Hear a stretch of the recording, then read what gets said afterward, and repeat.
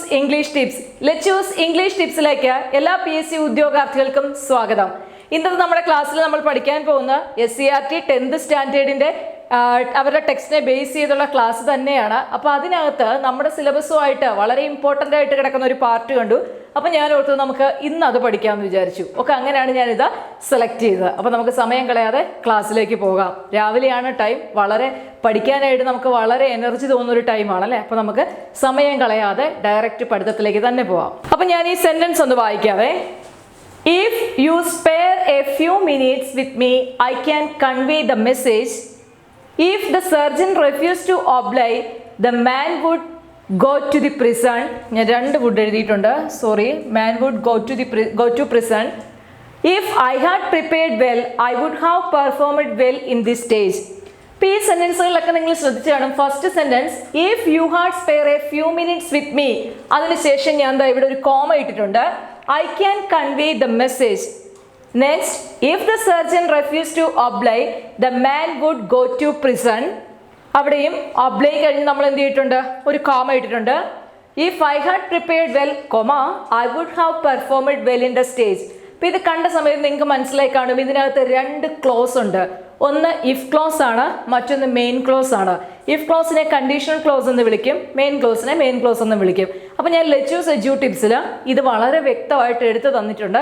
അതുകൊണ്ട് ഞാൻ ഡീറ്റെയിൽ ആയിട്ടൊന്നും പറയുന്നില്ല. ക്ലാസ് കാണാത്തവർക്ക് അവിടെ ചെന്ന് കഴിഞ്ഞാൽ ലെറ്റ് ചൂസ് എഡ്യൂ ടിപ്സ് എടുത്തിട്ട് ജനറൽ ഇംഗ്ലീഷ് എന്നൊരു പ്ലേലിസ്റ്റ് ഉണ്ട്, അത് എടുത്തു കഴിഞ്ഞാൽ നിങ്ങൾക്ക് ഈ ക്ലാസ്സുകളൊക്കെ കാണാൻ പറ്റും. അപ്പോൾ അത് കണ്ട് പഠിക്കുക. ഓക്കെ, അപ്പോൾ നമുക്ക് ഇവിടെ പ്രോബ്ലം ചെയ്യാം. C, if you space a few minutes with me, if you spare a few minutes with me, ഇത് നമുക്കറിയാം. ഈ സ്പെയർ എന്ന് പറയുന്നത് എന്താണ്, V1 ഫോം ആണ്. അതായത് ഇഫ് ക്ലോസിൽ തന്നിരിക്കുന്നത് സിമ്പിൾ പ്രസന്റ് ടെൻസ് ആണ്. അതുകൊണ്ട് മെയിൻ ക്ലോസ് എന്തേ വരുള്ളൂ, can, shall, will, may plus V1 അല്ലെങ്കിൽ ഫസ്റ്റ് ഫോം ഓഫ് ദി വെർബേ വരുള്ളൂ. അപ്പോൾ അതുപോലെ തന്നെ മെയിൻ ക്ലോസ് എന്ത് വന്നു, ഐ ക്യാൻ അല്ലെ, ക്യാൻ കൺവേ V1. അപ്പോൾ ക്യാൻ പ്ലസ് V1 എന്നുള്ള ഫോമിൽ അവിടെ അത് യൂസ് ചെയ്തു. Okay, next if the surgeon refuse to oblige, the man would dash go to prison.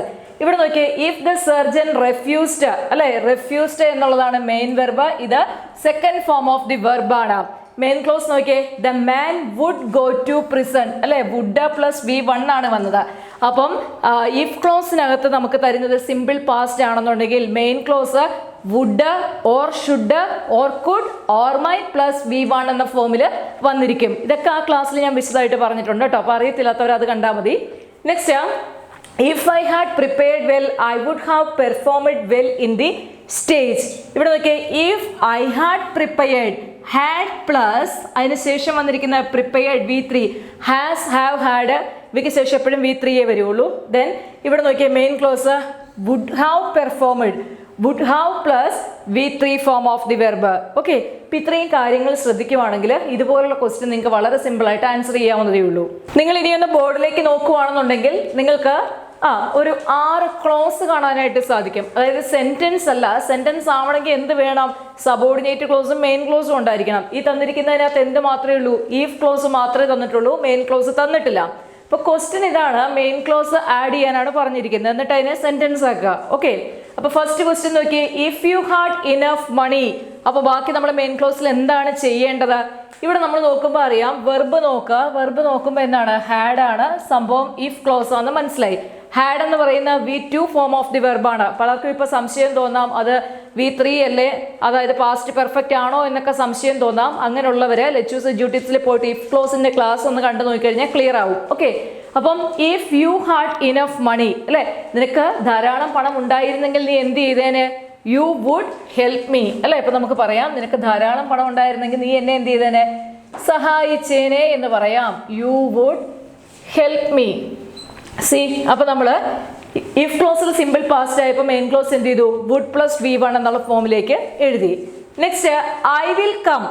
I will come if dash അല്ലെ, I will come, I will come ഇത് main clause ആണ്.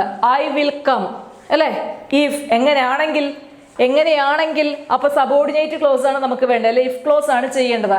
അപ്പൊ main ക്ലോസിനകത്ത് will come എന്ന് പറയുമ്പോൾ നമുക്കറിയാം, അവിടെ നമ്മുടെ if ക്ലോസിൽ എന്ത് വരണം, സിമ്പിൾ പ്രസന്റേ വരാവുള്ളൂ അല്ലെ. ഐ വിൽ കം എന്താണ്, if you call me.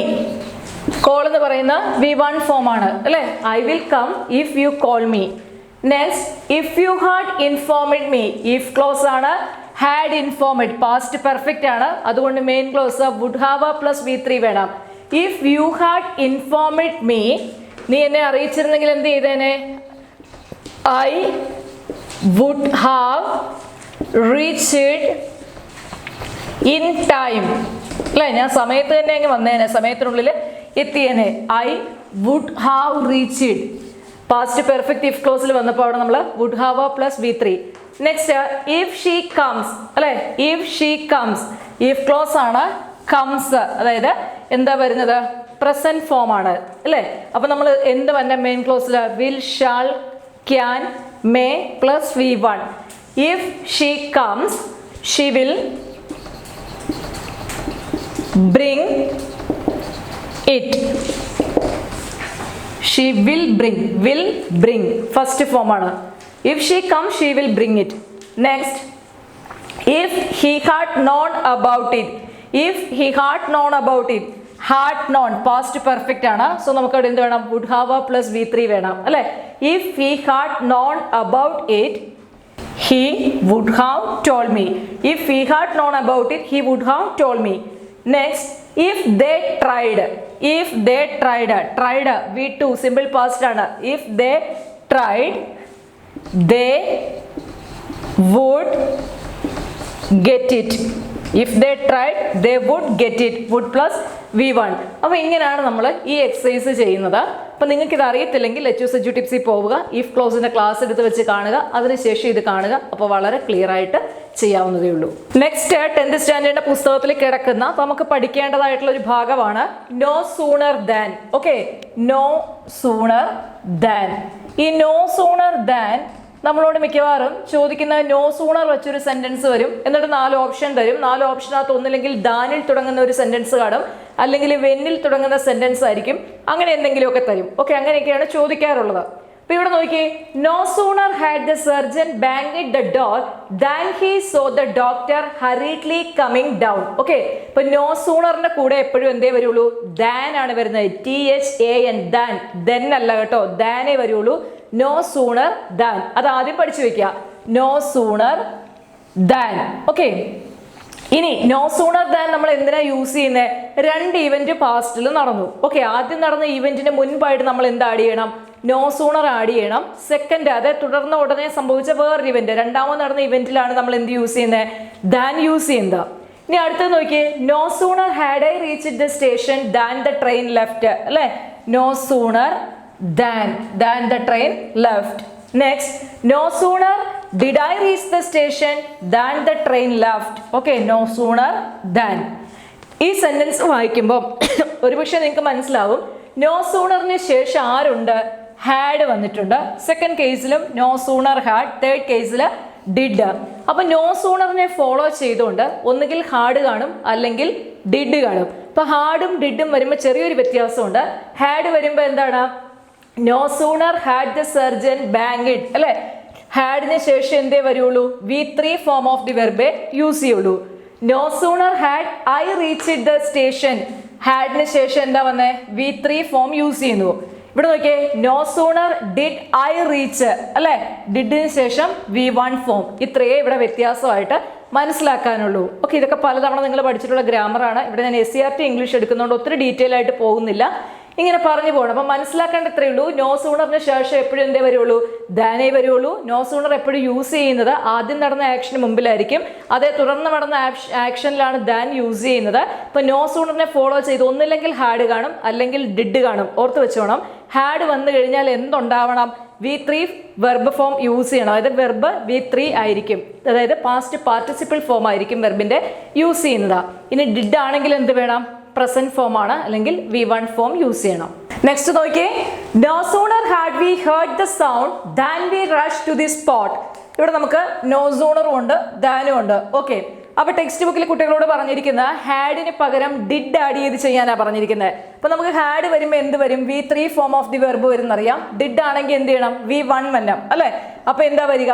No sooner, no സൂണറിനെ തുടർന്നാണ് ഡിഡും ഹാഡും ഒക്കെ വരാറ്. നോ സൂണർ ഡിഡ് വി എന്താ വരുന്നത്?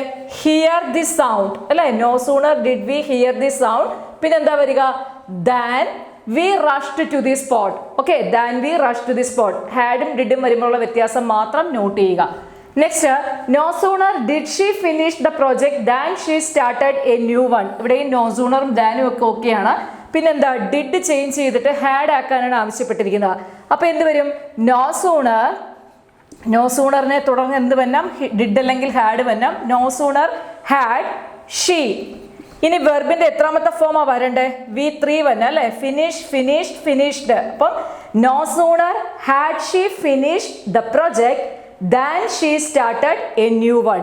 നോ സൂണർ ദാൻ പഠിക്കുമ്പോൾ ഇത്രേ ശ്രദ്ധിക്കാനുള്ളൂ. നോ സൂണറിനെ ഫോളോ ചെയ്തപ്പോഴും ദാനേ വരുള്ളൂ. നോ സൂണറിന്റെ കൂടെ ഒന്നില്ലെങ്കിൽ ആര് കാണും? ഹാഡ് കാണും, അല്ലെങ്കിൽ അതിൻ്റെ കൂടെ ഡിഡ് കാണും. ഇനി നോ സൂണറിന്റെ കൂടെ ഡിഡ് ഉണ്ടെങ്കിൽ എന്തായിരിക്കും? V1 form of the first form of the verb use ചെയ്യണം, അല്ലെ V1 യൂസ് ചെയ്യണം. ഇനി നോ സൂണറിനോടൊപ്പം ഹാഡ് ആണുള്ളെങ്കിൽ എന്ത് യൂസ് ചെയ്യണം? V3 യൂസ് ചെയ്യണം, അല്ലെങ്കിൽ third form of the verb use ചെയ്യണം. അപ്പം ഇത്രയും കാര്യങ്ങളെ സിമ്പിളായിട്ട് നമുക്ക് പഠിക്കാനുള്ളൂ. അല്ല റൂൾസ് ഒക്കെ വെച്ച് വളരെ ഡീറ്റെയിൽ ആയിട്ട് കുഴപ്പിക്കുന്ന രീതി വേണമെങ്കിൽ പഠിക്കാം, പക്ഷെ അതെനിക്ക് ഇഷ്ടമില്ല. സിമ്പിളായിട്ട് പഠിച്ചു പോവുക, നമുക്ക് പെട്ടെന്ന് കാര്യങ്ങൾ മനസ്സിലാവണം. ആ രീതിയിൽ വേണം നിങ്ങൾ പഠിച്ചെടുക്കാനായിട്ട്. ഓക്കെ, അപ്പോൾ ഈ ക്ലാസ്സിൽ ഞാൻ 2 ടോപ്പിക്ക് പരിചയപ്പെടുത്തി. ഒന്ന് കണ്ടീഷണൽ ക്ലോസ് അല്ലേ? ഇഫ് ക്ലോസ് നമ്മൾ കണ്ടു. മറ്റൊന്ന് എന്ത് കണ്ടു? നോ സൂണർ ദാൻ കണ്ടു. ഓക്കെ, അപ്പോൾ ഓക്കെ അല്ലേ? അപ്പോൾ നമുക്കിനി അടുത്ത ഫ്രൈഡേ മോർണിംഗ് കാണാം. ഓക്കെ, അപ്പം എല്ലാവരും മാക്സിമം ഈ ചാനലിൻ്റെ ലിങ്ക് ഒന്ന് ഷെയർ ചെയ്ത് സപ്പോർട്ട് ചെയ്യുക. ഓക്കെ, അപ്പോൾ നിങ്ങളുടെയൊക്കെ ഒരു സപ്പോർട്ടാണ് നമുക്ക് കൂടുതൽ നല്ല ക്ലാസ് ചെയ്യാനുള്ള എനർജി ആയിട്ട് വരുന്നത്. അപ്പോൾ എല്ലാവരിൽ നിന്നും സഹകരണം പ്രതീക്ഷിക്കുന്നു. Okay, thank you. അടുത്ത ക്ലാസ്സിൽ കാണാം. ബൈ.